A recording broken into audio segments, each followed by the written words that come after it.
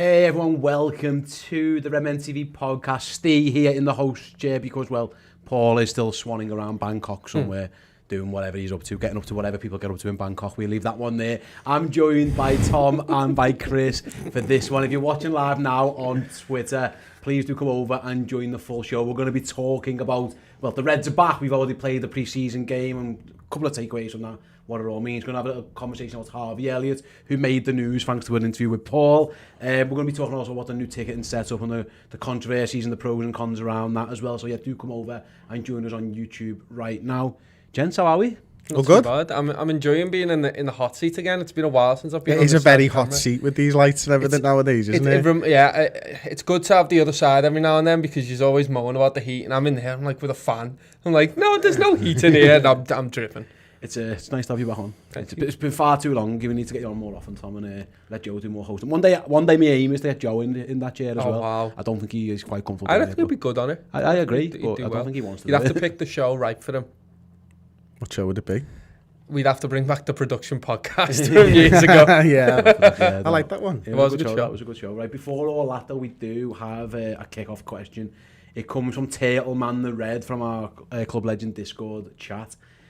And it is almost one of those, an impossible one to answer, I guess, but would you rather Everton win a major trophy or Liverpool lose to a Champions League final to Manchester City? So you've got a choice of two there. You're only two options.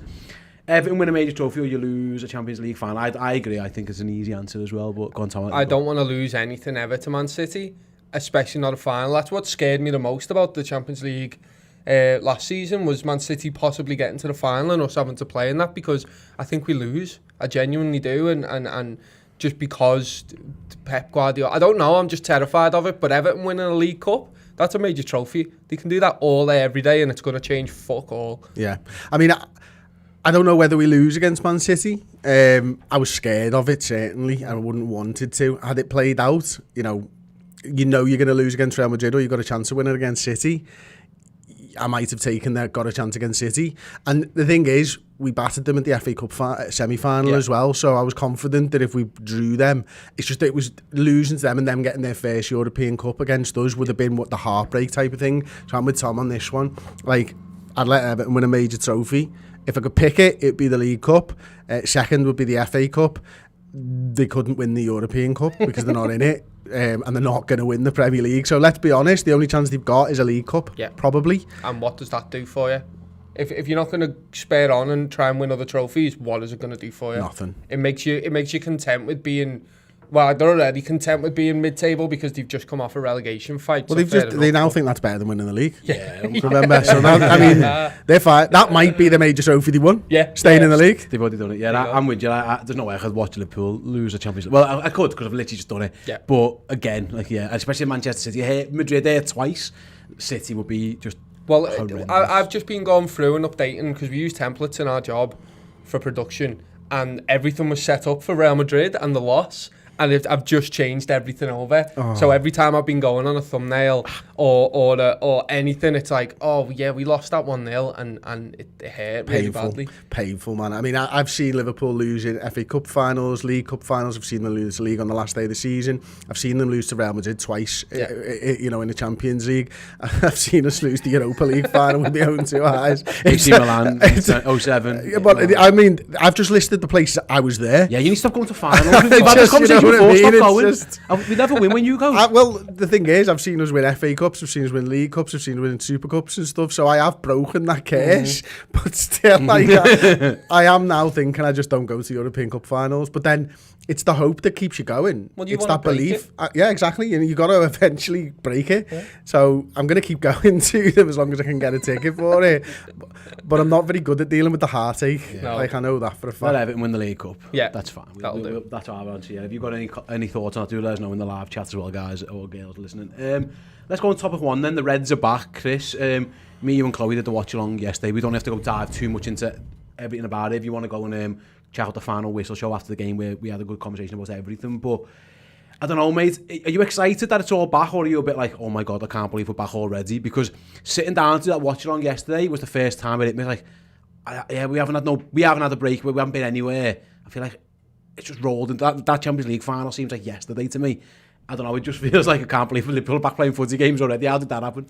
I felt like that before the game, and now, obviously, you feel different after you've just been tonked by Man U, whether it's a friendly or not. That's how I feel, you know what I mean? Now, with sort of 24 hours, give or take, of letting it sink in, I've sort of accentuated the positives in my mind of what happened. And now I'm feeling really excited for it because, look, you got to remember, this is just about fitness. Pre-season games. It's not about results. It's never been about results. I'm going to use a line that I thought Paul would say first, and he might have said it in his match reaction yesterday, but they never even used to put the pre-season games on telly, like, you know what I mean, because they just don't matter, and you'd find out in the newspaper and stuff like that. And for me, that's kind of what they should be, to be honest, because it actually feeds into the sort of madness of social media, putting them on, because you need context to everything, and there's no context to a football match that you've lost. For a lot of people I know there is. It's just about fitness. The fact that we played 3 sides for 30 minutes each tells me all I need to know. It's not about the result. It's literally not about the result. It can't ever be about the result. No. It's about making them run and seeing how fit they are and where they're up to and where they need to go from there. Last year, we done the 2 30-minute games, remember, Tom? Usually, again, pre-COVID, the first pre-season game was Tranmere. Yeah. It always was, and we'd always go and have luck. I quite missed that Tranmere game. Hopefully, they bring it back in the future. Yeah, the press section for that was something. Let's put it that way. Yeah, with the broken seats. I sat on a chair with no... chair, but And the sat on some metal bars. The press conference happened on the side of the pitch. Yeah. So I used to love it. It was awesome. And I took my son to one of them because it was easy to get to and stuff. But that's the thing is, like, again, the result. I know people disagree, and I couldn't care less. There was a lot of negativity after it, because there always is, and we were doing the watch on, and we were the Greeks, like, there was Man United fans jumping on the show going, this. Darwin Núñez seems to have become a hate figure already because he missed one chance. Timo Núñez was the shout from yesterday. I thought that was hilarious. Goldbridge tweeted that out, I think, as well. It's brilliant though, because if you're a Man United fan, take it and run with it and use it to batter us with it, because it's all you've got at the moment. And I made a point to go back to 2019 when we won the league and had a look at our pre-season. So we won against Tranmere 6-0, obviously. We win against Bradford 3-1. Then we lose against Dortmund 3-2. We lose against Sevilla 2-1. We drew against Sporting 2-2. We lose against Napoli 3-0. And then we win against Lyon 3-1. And then we even go on to lose the Community Shield. Doesn't matter. It doesn't matter, which is exactly what you said, Chris. It's about fitness, but it's also about ironing out them little mistakes. Reece Williams isn't going to play for us, really, but it's that little mistake of you took too much time on the ball. But that could even be a lesson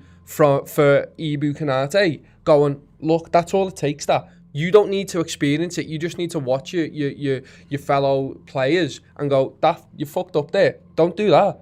And you watch everyone's mistakes, and everyone will analyse their mistakes and go, right, what was wrong there? What went wrong? And if it is just Reece Williams taking too long on the ball, then it's that. But if he doesn't have a pass in midfield, that tells everyone in midfield, it tells every defender, it tells the goalkeeper where he's meant to be. This is all about ironing out these little things. And to sort of carry on with that point, everyone's at different stages in the pre-season for the most part. We've had lads who've been back for 8 days. The internationals have only been back for 3 days. So they've not kicked the ball since the Champions League final in earnest. And it's about your first touch. Sometimes you stop playing football, and certainly at that level, your first touch isn't quite there. Well, you need your first touch when you're playing a proper Premier League game. Yeah. So it's about building everything back up to the level that we want to see it at. And that's going to take time. You know, it might not be borne out in results during pre-season. It might be individual flashes and this and that. Like, you know, there's a lot of talk about the 4-2-3-1 going into this season. It was never going to happen in this game when you think about it, because the internationals have been there for 3 days. Yeah. Like, what are you doing? Like, they've got to do the lactate test on a day. They've got to do the training. They've got to actually be... The sports scientists have to find out where physically and physiologically they're actually up to be able to come up with a training plan to get them back to peak fitness. So that's all happening in the first 3 days, while they're also going out and doing interviews and flying to Bangkok and everything else that surrounds a Liverpool-Manchester United fixture, while they're trying to grow the brand over there. I was going to say, Dan Kennett, one of our friends, tweeted and he said, like, 3 30-minute teams, like, it's just a monetised training session. Liverpool just cashed in, basically, and that's what it was. When you talk about the flashes, sorry to interrupt, Steve. Chris is talking about the flashes of that. We saw that. There's that clip of Trent and Mo Salah, that little trickery where Trent ends up going, and we nearly scored off that. And if not for Bailly having the best game he's ever going to have all season, because he was ridiculous, he was really good. But if it wasn't for him, we'd have scored a few goals. We hit the post twice, and that's why everyone having a meltdown And yes, it's exacerbated by social media and the fact that now saying Timo Nunes and all these United people going on to Liverpool streams and exacerbating it and going, ha ha ha ha. Don't bite. If you're listening, don't bite. What's the point? Yeah. All you're doing is making Man United fans happy, and we're going to beat them twice this season anyway, so why are you arsed? Yeah. Stop getting arsed about the pre-season fucking friendly. It's fucking madness. Just have the tweet saved that says Lionel Nunes in a few weeks' time that you'll be able to put out and tag everyone in it, you know what I mean?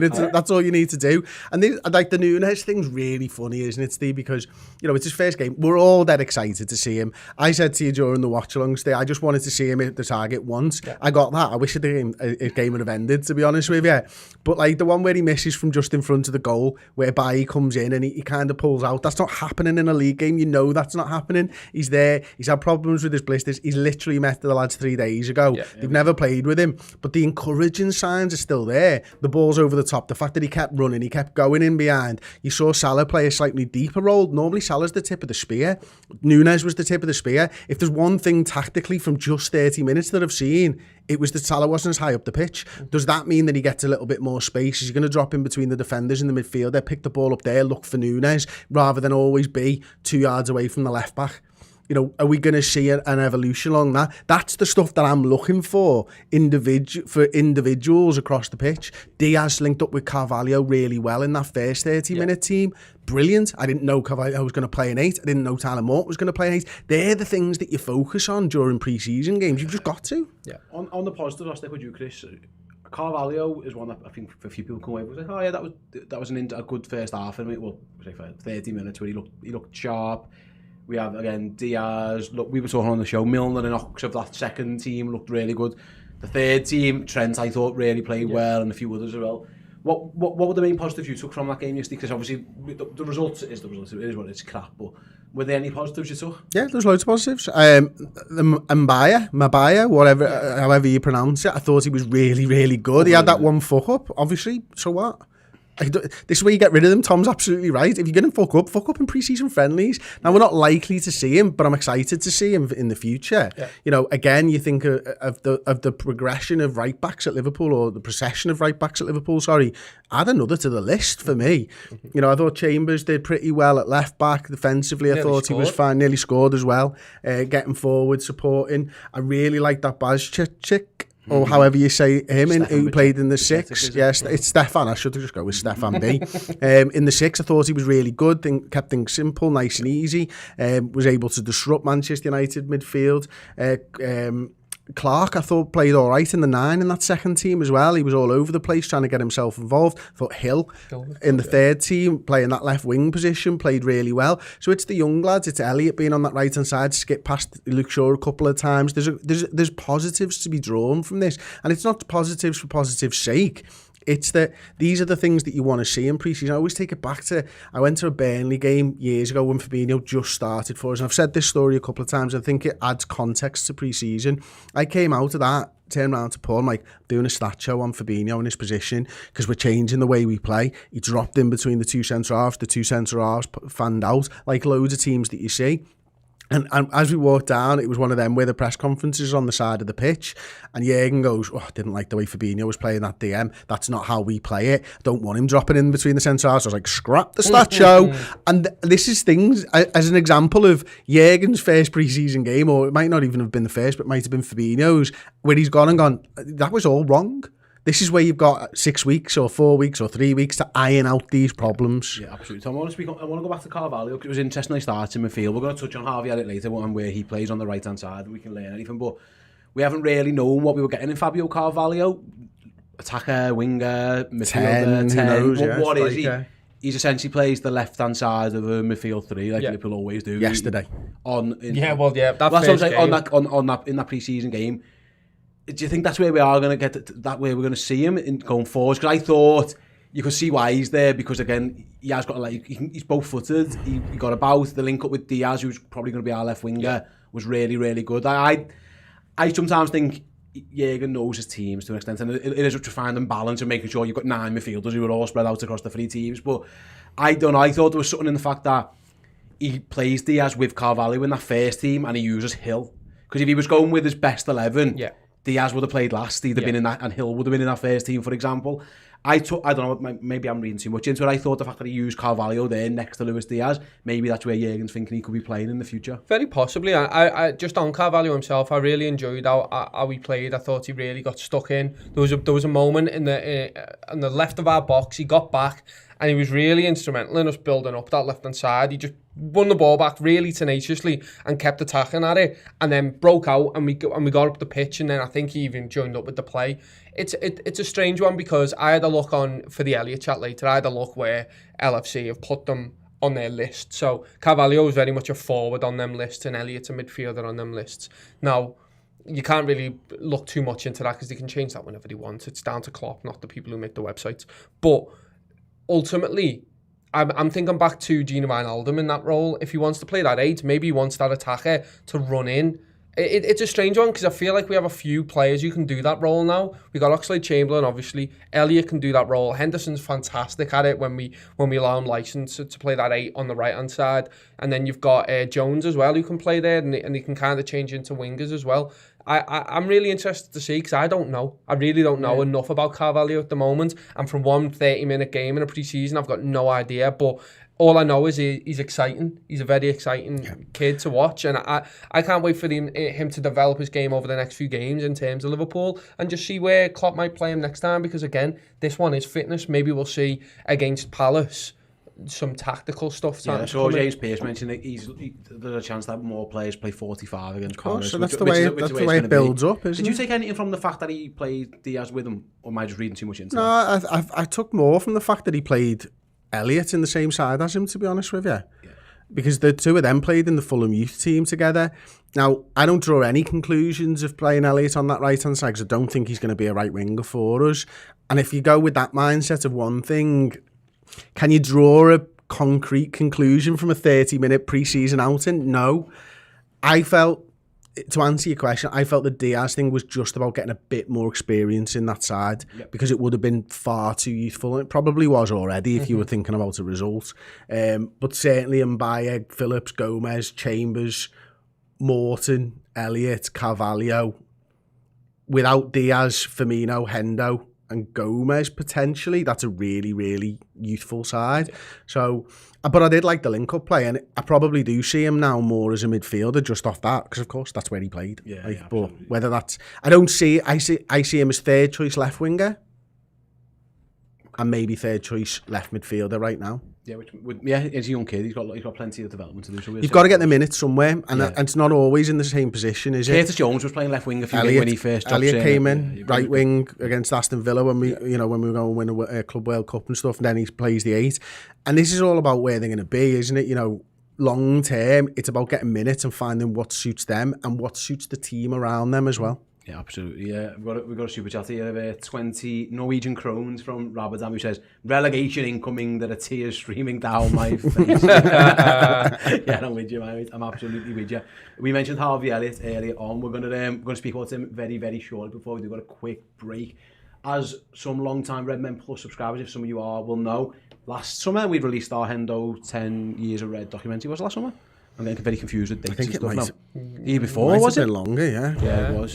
Year before. Anyway, it was amazing. Everyone loved it, critically acclaimed. What we did never do was turn it into a podcast series. So only people who watch Redmen Plus videos got the real chance to experience it. So over the end of last season, Si worked very, very hard to turn it into a podcast, including the dulcet tones of one Mr. James Sutton as well. So yeah, here's a little bit more information about that, and we'll be back to chat about Harvey Elliott in a minute. Hey guys, our exclusive podcast series, Hendo 10 Years of Red, will start streaming this Friday. Episode 1 will be available for free on all good podcast platforms, and some rubbish ones as well. But if you're into your Spotify or your Apple Music or your Google Play or whatever you use, it will be there for you, featuring interviews from the likes of Jurgen Klopp, Steven Gerrard, Sir Kenny Dalglish, Trent Alexander-Arnold, Jamie Carragher, and a whole lot more. So yeah, when we put this out as a video series, it went bananas. Everyone absolutely loved it. We've turned it into a podcast series so all you audio listeners can get it too. So yeah, make sure you search for Redmen TV on all good podcast providers. The first episode will be streaming this Friday. You do not want to miss it.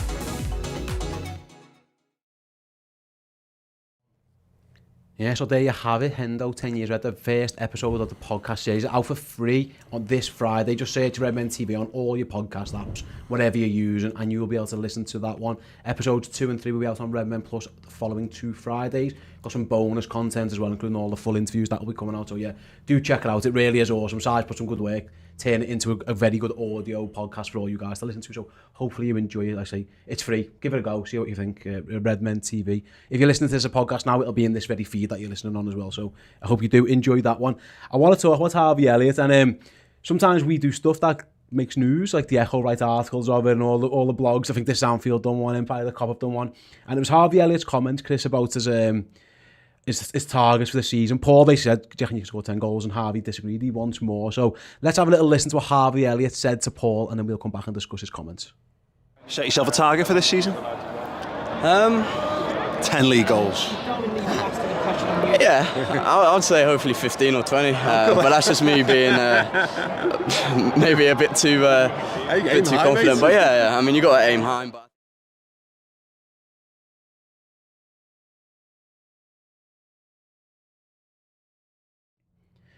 there you go, Harvey Elliott. That full interview is streaming now on Redmen Plus, by the way. Again, podcast or video form if you want to go and check that one out in full. It went a bit viral. Tom, well done. Good work on clipping the right part of the interview to get us going viral. Well played to you. First of all, Chris, I saw a lot of people giving him stick for it. We get the quote tweets and it was like, and again, rival fans saying, "Oh, we won't even play 15 games. Never mind, score 15 goals." But like, you've got to admire the confidence, the lad. Not only is he saying, "I'm going to be in the team, but I'm going to score records that put you in golden boot conversations as well." Absolute fair play. It might not be realistic at all, but you've got to admire the confidence of him. Why would you set your targets low? Why the fuck would you do that? Aim for the sun, you might reach the moon, kind of thing. Yeah. Bloody hell, man! It's what you want to achieve, isn't it? It's first stage is getting in the first team week in, week out, and to get in the first team week in, week out, he's going to have to score goals. Yeah. He's going to have a big impact on the game. So it's just, for me, it just follows exactly what his targets are. Target 1, get in the side. Target 2, do stuff on the pitch. Yeah. It's simple. It might be a touch high. Let's not beat around the bush here. If he gets 15 to 20 league goals in the season, he'll be getting a new contract at the end of it. And we'll probably win the league. There's a very good chance. Like, what did you think of it, Tom? Because again, I get it. Like, we live in, and we saw this with Darwin Núñez. He's got the talent to do it, by the way. He's very talented. We saw this with Darwin Núñez. We live in a banter world now, and I'm quite good at switching off. I don't care. I know that we have our Discord chat and people go, "Oh," and you see people posting messages and we see it all over the retweets. If you've got bother looking at the mentions, it's like the Timo Núñez stuff. We are in a banter world, and this got a bit of banter for Harvey, but I was all for it. I love it, to be honest. I mean, he only played 10 times for us, first team, and he scored 1 goal last season, and 8 of them were attacking mids. Basically, I used this to kind of gauge where I think he's going to play. I think he might be playing right wing this season, a lot more right wing than we think, because if he's going for that target of goals, the only place you're getting them is when you're right at the business end of the pitch. I mean, when was the last time a midfielder we've had scored more than 10? Stevie G probably, I imagine. Exactly. Maybe, yeah. So I know we share them around the team, but we don't share them around that much, to be honest. But I think he wants to set his targets that high because he missed so much football last season. He missed 18 weeks with the ankle injury, and then he was out of the squad even for like 10 games after that, sporadically. He wasn't even in the squad, and then he was on the bench, and he didn't really play. And that's not what we expected from him. He played 4 games at the start of the season, and he looked really, really good and instrumental even in the team and what Klopp wanted to do forward. And you could see when he got that injury how gutted everyone was, because it was like, we were kind of building our team around you a tiny little bit and bringing you forward. I had a look at the ages as well. Milner's 36, Thiago's 31, Hendo's 32. Now, I know Thiago's going to be playing a bit deeper, but Henderson might be playing deeper. That frees up a lot of them 8 roles and the wing roles for further forward. And then I even looked at who's behind Salah in that right wing position. If I had to ask you both now, Salah's out. Who's playing right wing? I imagine Diaz goes over to the right or Jota plays there. So but then you're right. Who plays left then? The other one. Yeah, but I'm with you. There's a space for Diaz. There's a space there, yeah. I wrote this on you. I actually like, that target of those numbers, the fact that he plays there yesterday. I'm with you, Tom. Maybe I'm completely misreading this. Putting 2 and 2 together, maybe he is going to be an attacker this season, Chris. Maybe the introduction of Carvalho into midfield, if he becomes part of that rotation, Elliott becomes part of the attacking rotation. Again, might be reading too much into an interview in a 30-minute game and kick about game, but like, I've kind of drawn the same conclusion. I know earlier you said you disagree with that, but that's the conclusion I've drawn, is that maybe he is going to be a bit further forward. Yeah, but he's talking about league goals, isn't he? To start with, am I right in saying that the clip is about league goals? Yeah, well, he ain't playing in the league in the right wing position. No, but maybe, no, he's not starting. Like, yeah. You know what I mean? Starting, Salah doesn't miss those games. Yeah. You look, if he's going to play right wing, it's the odd midweek game in the league. Yeah. It's the Carabao Cup. It's the FA Cup. But does 5 subs it's make a early difference? Champions League. I don't think Salah wants to come off. Salah never wants to. I know he doesn't, but... So, like, I'm sorry to shoot the point down, but if he's talking about 15 to 20 league goals, he ain't playing right wing in place of Salah. Let's change it from league goals to all comps then. Okay, well, let's change his quote. Yes, he could potentially play on the right wing. You know what I mean? Yeah. Of course. And I agree with that, to Yeah. be honest. I do think he's probably third choice right winger right now. I think he's closest to the team in the middle of the park. I think that's the other thing, isn't it? We saw Hendo come off a season where he's played more minutes than a long time. Actually, 5 years ago, I think, was the last time he played more minutes under Brendan. Oh no, it was the last season under Brendan Rodgers, wasn't it? Yeah, he actually played more minutes then. He played more minutes then, but he played more appearances last season. But his minutes were under Rodgers running into the ground. And we saw him break down over the next couple of seasons because of that. And Simon Brundis does a great job of breaking that down for us on one of our Redmen Plus shows, actually on the Expert Insight. So there's a place there up for grabs. There's a place I believe that he already had at the start of last season, and why I don't read too much into his goals and assists from last season, where this is where I think probably the banter crowd are getting on it. The 10 goals, 1 assist doesn't look great. He's come back off a major fucking injury. A major injury. So, like, to even get games and get a goal is a good thing. You know, we were talking from Virgil van Dijk, 6 months of playing every single week until we probably saw, it was probably January, I think, where Virgil hit the ground running properly. You know, Joe Gomez, there's still question marks over he's actually recovered from that long-term injury because he didn't have the games. Harvey Elliott didn't have the games to get himself back to where he was last season because everything was just so on the line. It was a cup final every single week. We were going for all 4 competitions.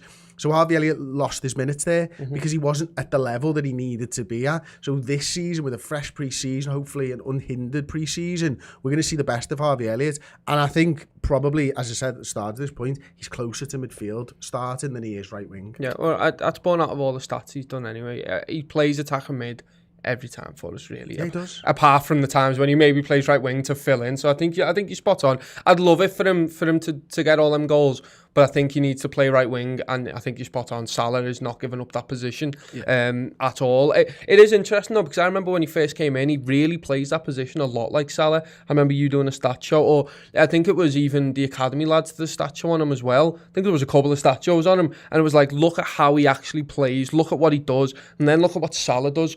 Overlay where he is on the pitch, where he takes his shots, everything. It's like he modelled himself off Salah. So he would be a good little replacement in there. I don't think he's got the talent. I don't think he's there yet, obviously, because he's 19. But you put him in there and see what he can do, and I think he'll deliver. What I love about him is if he plays that 8 position, because he played right wing, I think it's what makes him a good 8, especially with the evolution of Trent.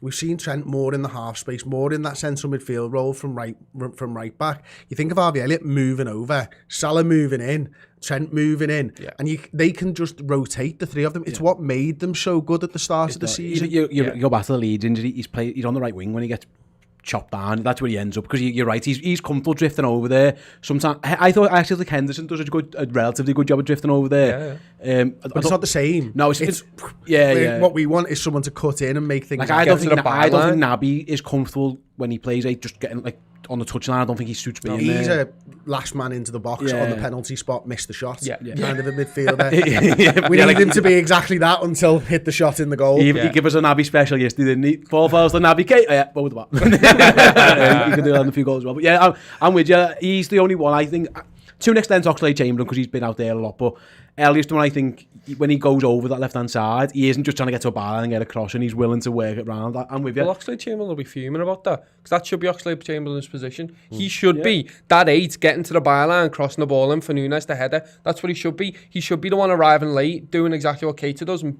putting it into the bottom corner, but he's not that, and I think he's missed the boat. It's a completely different conversation, but he'll be annoyed that he's looking at Jones and Elliott and Carvalho now going, these attacking midfielders go into the half space and then can play that attacking role. That should be me, and he's lost it, and no wonder he's gutted in all the pre-season photos. He really looks upset. I actually thought he had a good game. It was interesting. I saw Paul Joyce reporting that Liverpool knocked back loan inquiries about Harvey Elliott. Fair play to the teams. That is very much champ manager, isn't it? That is just like, young kid plays for a good team, can I get him on loan? Liverpool must, whoever it was, just laughed their head off. But again, that goes to show, Chris, like he's in the plans, because for Harvey Elliott's development, a season on loan in the Premier League could do him the world of good. But for Liverpool obviously want him now. They need him now. That in terms of getting his game time, we're going to see more of him. Touch without no injury focus, but the fact that it wasn't even considered, it was just laughed at. Just shows that he's in the mix now. He's not Tyler Morton who's going to get 3 or 4 games. Like Harvey Elliott's going to play a lot. Yeah, I reckon probably 20 to 35 appearances this season for Harvey, maybe. It's a big window, don't get me wrong. I've hedged my bets there. Like. Yeah. But there's him. The Kurt Jones is a real sort of conundrum this season, I think. And now Carvalho to add into that right now we're talking about youngsters who could break into the side and get minutes, but in 5 years' time you might be talking about them as the midfield. Yeah, like, you know what I mean? I don't know whether Fabinho's still there, probably is, but those 3 could be the rotating 8s. You know, I don't see that Harvey Elliott's got the pace that we need in our right winger right now. I agree. Which I think, but his skill set is so good, you've got to find the place for him. His eye for the pass is so good, you need to find the place for him, and once he gets more minutes and gets back up to fitness, I think he'll be very hard to dislodge. Yeah, I agree. And there's plenty more to come from Javier. I think we're all certain on that. Right then, guys, I just want to give you guys a heads up on this. So we listened to the feedback. Loads of you wonderful people love using Spotify. You couldn't get Redmen Plus podcast in Spotify. We have it in your native app. So if you sign up to Redmen Plus on the website, you do get all the content in podcast form as well. But it was in your native podcast apps. It was in your Apple podcast and your Googles and your Pod Addict? Podcast Addict. You can get it in podcast. There's 1,000 podcasting apps, but we couldn't get it in Spotify, so we've had to basically launch Redmen Plus podcast in Spotify for everybody who kept asking us. Basically that. So yeah, if you head over to Spotify and search for Redmen Plus podcast, easy for me to say, Redmen Plus podcast, you can subscribe through there. So basically, rather than sending the money to us, essentially, you send it to Spotify, and Spotify, we give you access to all the shows. So if you're a Spotify user and you were thinking of signing up to Redmen Plus, but A, maybe you just love Spotify and that's the only one you wanted to use, or B, you couldn't be arsed just setting up another payment with another person or another company, completely understandable. I'm with you. I buy Netflix through Sky for exactly this reason, to be arsed. You can just go to Spotify, search for Redmen Plus podcast, and you can subscribe through there. Same price as you get Redmen Plus for. Obviously, it will only be the podcast. You won't get no videos on there, but everything we do on podcast form will be there for you. So yeah, if that's something that you're interested in and you want to use Spotify, we've listened to you all. So yeah, search for Redmen Plus podcast, subscribe there, and you'll get everything that everyone of on regular Redmen Plus subscribers get. Well, you can see there the Harvey Elliott in conversation with there. So if you want to see the whole interview of that, then just jump on there. There you go. Jason McAtee is on there as well. What more do you want?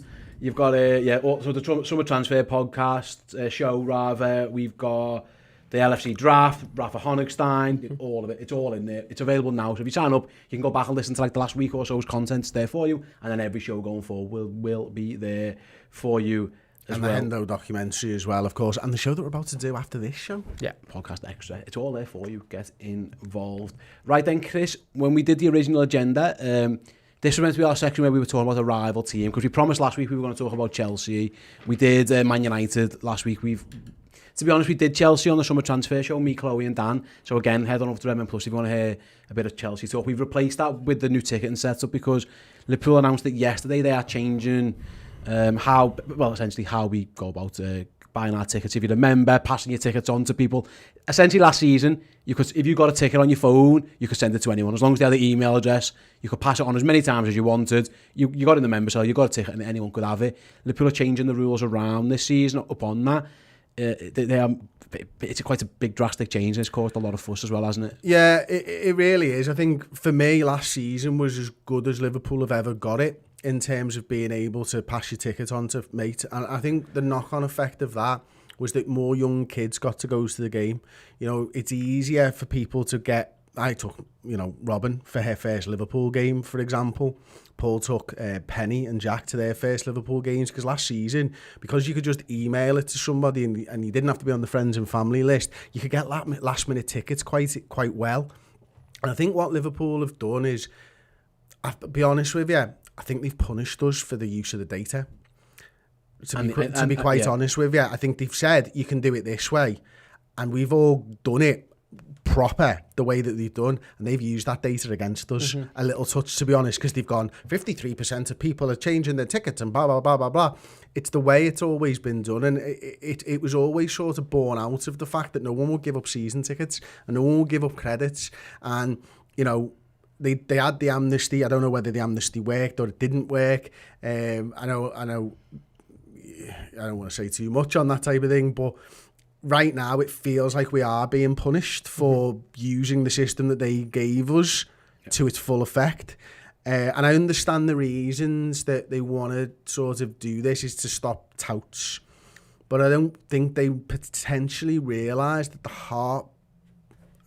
the beating heart of Liverpool's fandom use it to get to the game. You know what I mean? And there are going to be occasions where people can't make games. And this is the problem with having people, Liverpool, this is the problem with you asking us to book tickets for half a season at a time. Because we book half a season's tickets not knowing what the hell is going to be going on in our life. Yeah.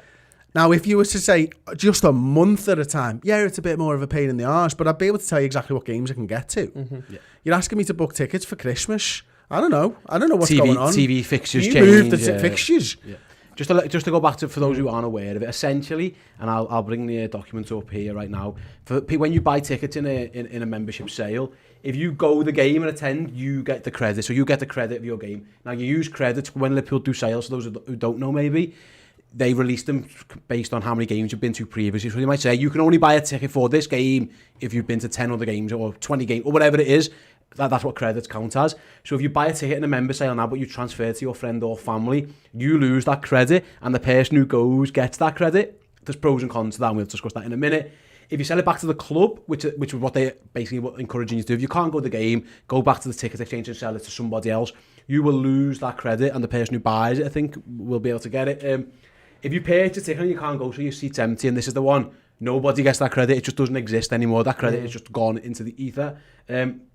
You can no longer sell late availability tickets, and you can no longer sell tickets for the general night. I say sell, you can no longer pass them on to friends and family. If you want to get rid of them, once you've got them, you've got to go back through the club's ticket exchange as well. That's basically it. And last season what was happening is you could buy them on your membership, you could pass them on to your friends, and you keep your credits. That's the fundamental difference. So people buy them to keep the credits up, and people can't give them to their mates or through friends and family, or through any email address, generally friends and family or mates of a mate. And you would still keep your credit, which is fantastic. Yeah. It means that I bought the ticket, I got the credit. This season, I buy the ticket, pass it on, and I lose the credit. I suppose the pros and cons. If you're playing devil's advocate, if you go to the game, you want that credit. So I know, for example, if you got a credit off me and I give you 10 tickets and you went to 10 games, and all of a sudden there's a final and you needed 10 credits, and I got the ticket and went to, sorry, Tom, I'm going. That wouldn't happen no more, because you would have the credits. The major thing on this one, going back to what Chris said, is that it has to be someone on your friends and family list now. You can't send it to you can't get anyone. So if I want Lucas, my son, to have tickets for a game this season, I'm gonna have to go and make him an account now, and then he's gonna have to be on the only way I can get a ticket is if he's on the friends and family list of somebody. You can't just pick a spare up. That was the issue. That's how I got to games last season. Is I got the few games I got to were through supporters clubs and people I knew through them. So the supporters clubs couldn't get anyone over there because of COVID, and they went, right, use a ticket. This is a ticket, and it was like 2 weeks in advance, 3 weeks in advance.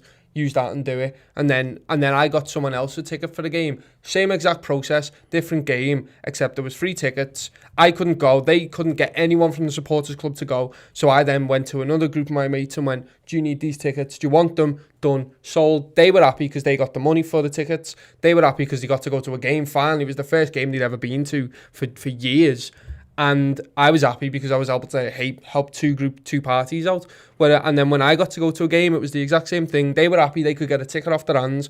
They were happy to give it to a local fan as well. And then they got the money for that. It was all sorted really, really well. The issue with it is exactly what you're saying. You're going to have to set up all these things, go to everyone and go, just stick me on. It's unlimited, so that's fair enough. And that is a change from last year. It was 25 last year. Perfect. Basically, if you're looking for Spurs this year, get on. But you have to do it by August. There's a cut-off date. Now, this is the problem with that. It's that you can't know what's going to happen in the future.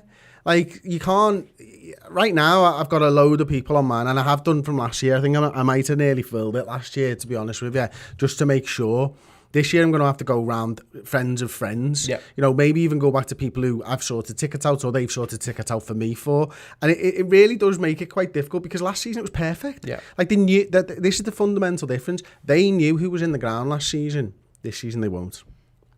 It will almost certainly stop all of it. It will. That's my concern. Is it is literally going to stop people passing tickets on. Now you lose your credit, of course you do.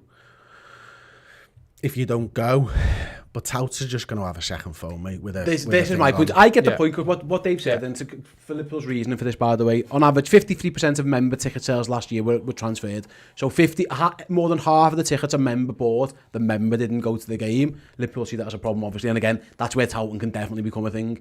That's a fact. We just know that happens. 81% of tickets in the late availability sales or the member sales or the £9 local sales were transferred. Again, that's a lot. That is a lot of tickets. That might just be someone who literally buys the ticket for you because they can be asked, and then you buy it off them. You know what I mean? There are so many different but then they're getting the credit. So that, you can still kind of do this, but they're getting the credit. I suppose, Chris, if I'm looking at a devil's advocate point from Liverpool, they're trying to reward people who go the match and not reward touts. I think that's what they're trying to do. The fundamental flaw is now, back in the day, if you got tickets off someone who was I don't know, well, let's say a tout. You got a tout. They would just meet you at a certain place and give you the card. You would go back after the game and then you would give them the card. All that changes now is they won't give you a card. They'll give you a £20 smartphone and then say, right, you're going to meet me back here. And if you rob the £20 smartphone off them, then they're probably going to go and find. And last season it was a case of you can be in a different country and I'll email you and you don't need to bother with any of it, and you can get it 10 minutes before the game. You go, right, I can't get rid of this ticket, bang, there you go, and it's done. It's meant to stop touting, isn't it, Chris? But essentially what it's going to do, it's going to punish people. Like I know a group of mates who live in Ireland and they share a member card and they get tickets for every game, and then the four of them rotate because they can't fly over every weekend. It's just impractical. They've got families, the money cost of it. So on a rotation of four, he'll use it one week, he'll use it the next week, blah blah blah. That goes essentially now because you can't build credits up on one account unless, again, those group of lads, what they're going to probably do is buy a phone. They're probably going to have to just buy a phone and have it as one person's login in it. It's just, there's ways around it. It's just inconvenient for everybody. I don't think it's going to solve the problem that Liverpool think it's going to solve. It's kind of just going to, I don't know, it's going to punish some people, it's going to reward others, which is essentially what always happens. There are occasions where people can't go to the game. That is understandable, and that comes back to the fact that you're buying 6 months in advance or there or thereabouts. There are occasions when tickets are just bought up for the credits and only the credits. But I feel like and this is probably not playing devil's advocate, this is maybe back in the system in some way, although I don't agree with it. Generally, there are more cases, I believe, of people using that to keep their credits up than there are of people having a genuine, I can't get there to the game this week. Yeah, 100%. So there ain't 25,000 people who just couldn't make it that one week. Yeah. Like that's a lot of people. There are probably 25,000 people who are buying them for the credits and for the ballots and for the finals and everything else. And there are people who just keep the season tickets and don't go to the game because they want them for the finals and the ballots. It's interesting because it doesn't really affect season ticket holders, and that's where it gets a bit messy, Tom, is that, yeah, you lose your credits. If you're a member, you don't lose them. If you're a season ticket, it doesn't really matter if you don't go to the game. Like, what I find interesting is that, and we know what happens, what Liverpool are saying is if you just can't make a game on that day, there is a way for you to take your money for your ticket. That is something that ticket system is there. If you don't want to pass on to it, you can sell that ticket. You lose the credit, but ultimately what Liverpool are saying here is if you don't walk through that turnstile, you do not deserve this credit, which can be unfair because especially in the COVID world, you can wake up ill this morning. Now there's a cost of living crisis. People can't get it. People are yet. just struggling the last couple of years. It might be that next year they're fine and they can go to every game, but then next year they might not be able to get to every game because they've lost the credit because a cost of living crisis happened and fucking tickets are 60 quid. Your car breaks down. Your car breaks down. Your car breaks down on the M6. You realise I'm not getting there. I'll sell it. Sound. Yeah. And then next season you've only got 12 credits, but the derby tickets are 13, and you're just thinking, if my fucking car hadn't broke down, that's where you're going to get issues like that.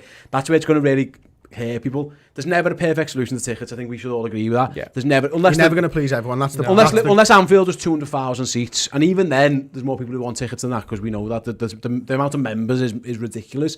You're never going to solve every issue. I'm just not quite sure this solves the issues that Liverpool think it's going to solve. No, I mean, when I first started looking into it, I thought, you know what, the system works quite well. Looking at it, face value, just like, okay, I can see, I get why they're doing it, I understand why they're doing it, it's meant to stop this, and they're backing it up with stats, which I think you've said, they're throwing it back in everyone's faces, the fact that they did it in their way. I think, and then looking on Twitter subsequently, there's a lot of people fuming about their specific thing which will ruin their way of going which the is game. also different to the other person moaning, Exactly. the other person moaning. They're all moaning about different things, but I think you should even get a credit for even trying to get the tickets because apparently it's a fucking nightmare. Everyone who had a nightmare trying to sort it out, you should get a certificate, you should get something for that. The member sales is a joke. But that's what I mean. So then if you're willing to spend your morning, like that, I remember Ben Kelly used to do, he used to come in and sit there for like an hour and a half, wait to get his ticket sorted, and go through all that process, finally has a ticket, and then why, that's yours, just do whatever you want with it. I understand. I think they're going to overhaul it, to be honest with you. This season is going to be a nightmare. They'll realise it's a nightmare later on. Loads of people will be complaining, and they're going to have to change it. They might even revisit it and go back and go, right, that was the way to do it with email, and because people are just coming in with black phones, email it that way. There's got to be a better way to do it. They're just trying different things. And it's difficult because, as I say, I don't think that there's an easy win for Liverpool here unless they kept it the same. But clearly they've decided that too many touts were getting and too many fans and to be fair, mate, rinsed. 53% of tickets getting passed around and 81% of that shows something's happened. Yes. So I understand it. I want to go to Spirit of Shankly's response to this, and I'll read it in full if you don't mind, just because I think it's especially for the audio listeners. But he basically said, we acknowledge that these changes are being positive for many supporters, but we're aware that for others the effects will be negative. Yet we get that as well. So for some regular match goers, the match day experience and culture will change, as passing on last minute spares is only possible to those on a friends and family list. It's not always possible to think of every person you want on that list. Yet we've agreed with as well. So passing on a ticket to a mate so they can take the kid for a birthday, for example, that's gone now. Which I agree with again. We know that's happening. We acknowledge that there'll be some of those who don't qualify for tickets now if they use the spare from a friend but miss the number of credits for the following season. So basically, whichever way it's viewed, these changes will impact on this culture. Go on to mention COVID, cost of living crisis, which we've just done, so I don't have to repeat that much. But as basically regular match-going fans could now be penalised, Spirit Shankly made strong representations on behalf of groups of all supporters. They've resisted and challenged certain aspects of the new policy, and I've asked the club to consider, monitor and review these. So there's obviously something that the Spirit Shankly didn't agree with that they're keeping on with. LFC have assured us that they expect the bar for the member sale to drop in future seasons as a result of these changes, and plus the development of the Anfield Road stand as more tickets become available. That's the bit I disagree with from Liverpool. I don't think it's going to stop touts buying these tickets and selling them on. It's not. They're just going to do it in a different way. Yeah. They are going to...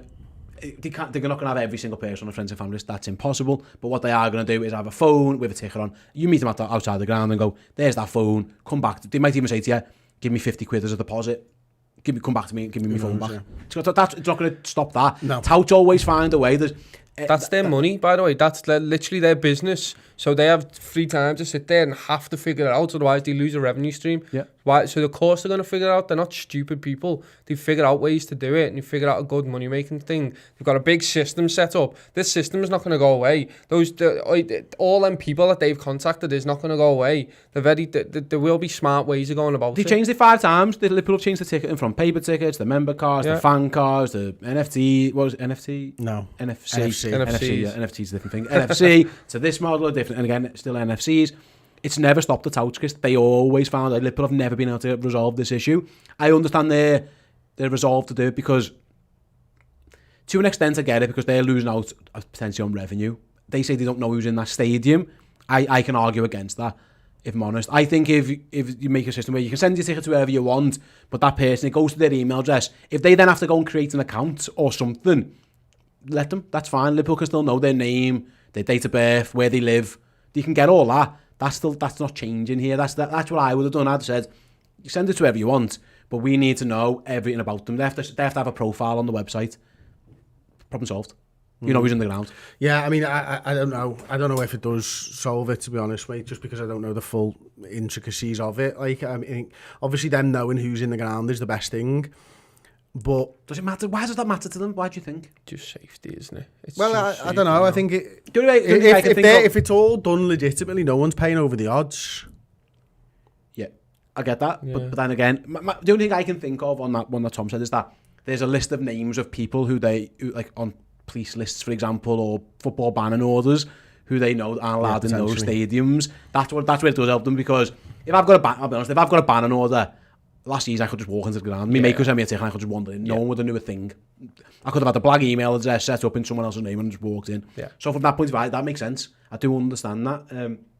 Again, I just don't think this system's going to stop that, Tom. I don't think it's going to work at all, to be honest with you. I think it's just going to... In fact, I read the tweet from somebody this morning that suggested that, you know, touts might have tickets with 19 credits on. They could actually just give the credits to their other accounts, and they'll have, instead of having 50 accounts with 19 credits, end up with 70 accounts with 15 credits. Because the limit's going to come down. And it actually might help them in some ways, which I'd never considered before. I forget who it was that tweeted, so apologies. So there's loads of different things that they're going to do to get around this issue. But then I don't think there's a right answer either. Yeah. I don't think, because there are 25,000 different reasons for why people don't like it, and there might be 25,000 reasons for why people like it as well. And ultimately you've got to remember, it's hard to get into Liverpool, and I think they want to make that easier to get into the ground, but I don't think it works. I think they think it will work, and I don't think it will work. It's actually making it harder for people to get into the ground. I won't be able to go to a game next season. I just simply won't. You'll have to just be honest. Get on it. You have to be on as many members. But again, you'll have to be on as many of your friends. Yeah. But again, the only ways I got to the games last season was through people who I never knew until 2 weeks before the game. It's worth noting as well, tickets now you're going to be moved 3 times and then you get locked. They should. What they should do, if they wanted this system to work, and I feel quite strongly about this actually, is that if you're saying it's for unforeseen circumstances, give us 2 or 3 a year where we keep the credits, and anything over that, you lose them. Yeah. You know what I mean? Yeah. They're the real unforeseen circumstances that I can't get to the game. You can take a game as this. You get a bank of 3 games that you can miss of the 19 league games, or 2 because something mad's happening. You can just take that as soz. I was planning to go, my flight got cancelled, or my daughter got sick, or my dog died, whatever, and you can take 2 of them, and that way that I think I agree, because there'll be times where I know for a fact I've been meant to be going to a match, and I've had a phone call that means I can't go to that match no more. And more often than not, I would just phone my mates and give him the ticket, or my brother, or whatever. That's happened to me on, I can only think of 3 occasions. One was my son got sent home from school that day, and my missus was working nights that night. Yeah. So rather than, I couldn't give him to my mum to mine because it's not fair, he's not well, so I didn't go to the game. That's just one attempt, and that happened the season before COVID. Shit happens. It is what it is. Didn't go to the game, passed it on. That's gone, and I would, if I had credits, I would be punished. That doesn't seem fair, so I'm with you. Maybe an amnesty if we can get 1 or 2 plus negative, a little button. This was one of my 2 unforeseen events I couldn't make, soz. I don't see why that would be an issue. And here's the thing, what they want to do is they want to stop illegal touting, and what they're also doing on one hand is fucking rinsing everyone for £100 kits. Yeah. So, like... And you've got to pay to be a member, by the way, and being a member doesn't guarantee you a ticket. That's worth mentioning as well. You know, being a member with 15 credits doesn't guarantee you a ticket, because there could be 30,000 members with 15 credits you all jump on that mad sale of a morning. You get there's nothing. So there's going to be uproar regardless. There always is, though, mate. I've been on the show in various capacities over the last 12 years, and every time they make a change, we've always come back to the same thing. The only way it's solved is by having to pick a ground, and they're trying to do that, but they're never going to, because Liverpool are so good. There's never going to be a big enough ground. And most of these people who've got 15 credits, by the way, let's not forget, they had them when we were shit. Like, you know what I mean? Not now when we're good and everything else. Lots of people picked them up in the 14-15 season when we were shit, or fucking Hodgson era when we were shit, and everything else. So yeah, again, it feels a little bit like you're being punished. A mate of mine, having a good WhatsApp with him yesterday, I think he might be, properly affected by this. He was the one who brought up the data point to me and sort of got me thinking about it and stuff, and I completely agree with him. And one of the things is, he's not like, he's from London. He's a lad I've gone to the game with for years, mate of mine, and he has gone to every game, travelled up from London up until the point where he had young kids. And over the last couple of years, he's missed a couple of games. He's had 2 kids dead close together. I think they're about 18 months apart, maybe not even 18 months apart. And so right now is just a really bad time in his specific life where he's struggling to get up to the game. Good on him, by the way, for being able to have a bit of time with the missus with a newborn in the house. Fair play to him. And then, but in a couple of years' time, he'll want those credits, because he'll need those credits, because he'll be back into his I'm going to every single game. Like, it's one. But I can fundamentally see the point of saying, if you get to walk on that ground, you should be rewarded for it. Because I've been on the wrong side of it. The season when we got to one of the Cardiff finals, I used a mate's dad's card for every single game. Got to the final, I'd built his credits up, and the dad went to the final, and I was furious, because the only reason he got to go to that final was because I'd built the credits. Because Liverpool stopped doing that thing where season tickets weren't guaranteed. Did you pay for that ticket every game? Everyone. I went to every single game. Did you pay him though? What do you mean? Did you pay him for that ticket? Yeah. I was buying the ticket off him, but unlike now, back then he just physically give me the card to go. Now he would have to transfer that to me, and then I would get the credit. So me in that situation would be able to go to that final. That's where someone in the position I was in would be a benefit. The flip side is, now I don't think he'd send me it by NFC. He would just give me a phone with it on. Or say, you know what, mate, I trust you to have my phone for 2 hours. There's my phone. Yeah. That's where we're at. Let us know if you're if you're watching live, again in the comment section. If you're listening or watching this post, use the YouTube comments or tweet us at the Redmen TV your thoughts and feelings on the new ticketing system. Are you someone who's going to benefit? Positives, negatives, all that kind of stuff. We're going to start wrapping up now. Then just let you guys know, after the show, we're going to be sitting down for podcast extra, talking about some things that we're pretty much not allowed to talk about on YouTube, some personal stuff and some footy stuff as well. More so including the worst ever dates that we've ever been on, which was a question from R. Kumar in the Discord chat. Not a relation of mine, he's not R. Kumar, he's just R. Kumar. My one's pretty shocking, I'll be honest. Don't know, you guys have got some bad ones. Got anything? No? Nothing for this. I've got... And we've also got Tom's stories. Tom's moved house recently, and he's been having a few troubles with leaks and builders. So yeah, we're going to go through worst workman stories. Get that whole story. Well, just to give you guys what's coming up this week on Redmen Plus. Like I say, Paul's out in Bangkok now, so every time he gets it is what it is. He's trying to get in as many press rooms and boxes and side of pitches as he can get into. So Harvey Elliott's on there now, Jason McAteer's on there now, he's been doing all kinds. My chat later this evening for Expert Insight with Michael Reid, we're going to be going deep into the stats of Joey Gomez, who's just signed a new contract. Really good show. Michael's put some really good stats together, so hopefully you'll enjoy that one today. That's going to all be either streaming on Redmen Plus, or it will be shortly this afternoon as well. Just want to let you guys know very, very, very quickly as well. I lost my train of thought there. No, really? Yeah, I thought you knew exactly what you were saying when you stopped for 3 seconds. I've got a super. I got a super chat in, and all it said was, I've got a question from a super chat, and it wasn't. It was just Kareem saying hello, everyone. Hello, Kareem. I think it was a membership. A members chat, yeah. Just hello, Kareem. Yeah, that's what it was. It really took me by surprise. It shouldn't have got me more than it did there. It really did throw me. Thanks, Kareem. Hello. There you go. You absolutely brilliant. Thanks very much, guys. So yeah, get thinking. No bad dates.